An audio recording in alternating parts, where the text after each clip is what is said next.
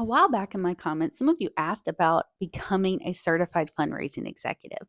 I've been a CFRE since 2013. I've renewed several times now. I'll be up for renewal again, I think, in 2025. Um, but I wanted to walk you through the steps. These are the steps that I went through, and it's also still the process today to get to the point where you take the certification exam. So the first thing I'll say is you can create a login on the CFRE.org website anytime. There's no fees to create a login. And what you can do once you have a login on their website is just start adding in your education credits. Continuing education credits can come from 4 different areas: continuing ed, authoring articles, academic degrees that you've earned, and service learning.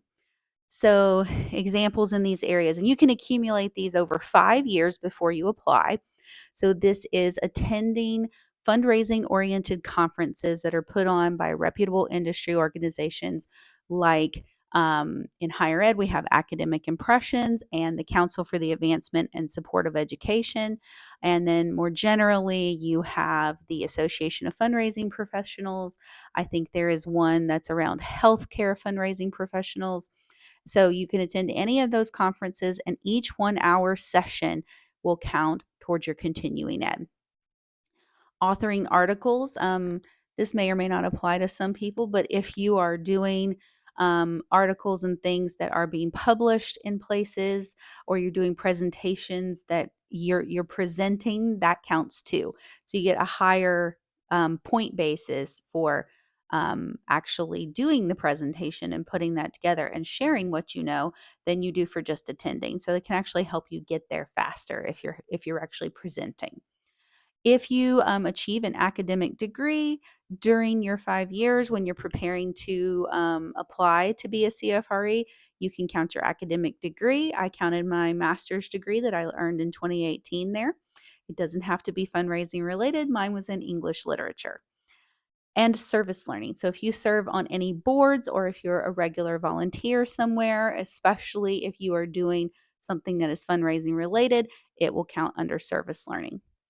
The second category is professional practice. And professional practice is basically a length of time that you have worked in the fundraising industry. So there's a certain way that the points work out, and it's based on every month of service. So if you have worked in nonprofits for several years, you're going to have no problem achieving this one in professional practice. After that, you have another category called professional performance. And professional performance has 3 categories underneath it. You will have to do something in all of these. So for education credits, you can mix and match between those 4 categories: continuing ed, authoring, degrees, and service learning. But under professional performance, you're going to have to submit something in each of those categories. Dollars raised. So these are dollars that either you have personally raised or that you have managed a team of people to raise. So I worked on a campaign where we raised money for a student health center. I worked that campaign all the way from case development to ribbon cutting. That was $1 million that we raised there. That counted in my dollars raised professional performance. Management projects. Management projects include development of policies and procedures. So I put together a naming guidelines document in one of my jobs when I was applying for my CFRE. By putting that document together and going through the process of getting it ratified by all the right people at the university, that counted as a management project.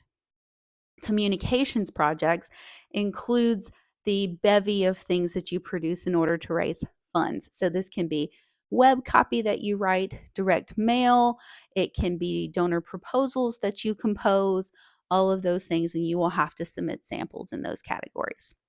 So for instance, in the case of the Student Health Center that I worked on raising money for, I worked on developing that case statement, which was then made into donor proposals and the materials that went out in brochure form. So that would have counted towards communication projects.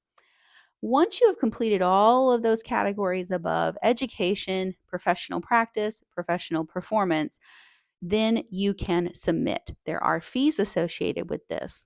I highly recommend that your employer pay for this certification. The certification will build trust among your donors, and it will improve the maturity and quality of their office. It will bring them up a level, having a CFRE on board. And it will bring a level of clout that the donors will respond to because you are held to the highest standard of fundraising ethics. So I recommend that they pay for it. I have always had my employers pay for my CFRE, including my recertifications and all of my continuing education. They should be paying for you to go to at least one conference per year that you're employed. So make sure you're handling that on the front end as you're negotiating. If you're job searching, make sure that that's included in your package. Once you have submitted and you've paid the fees for the application, they will let you know whether you have been approved to test. And there's a whole other, there's a lot to say about this exam. The CFRE exam is actually pretty tough. I had worked in fundraising for about 15 years before I took the CFRE exam, and I'm a really good tester. And I had trouble with it. So I will tell y'all all about that in another video, but that's the second phase. So you have to do all of those things up here on this list, and then you have to qualify for the test. And then you have to pass the test, and that gets you certified as a CFRE for 3 years. So this is the introductory video about CFRE. I will talk about the test in another video, but if you have questions about these elements, and how it all fits together, because again, that education part is mix and match to get the points, and the professional practice is straight up length of time, and professional performance is you have to show something in each of those categories. So let me know in the comments if you have questions. Have you ever thought about being a CFRE? Would you like for me to do a video about the benefits of being a CFRE, both for you as a practitioner and for your nonprofit organization? Let me know if you'd be interested to hear about that.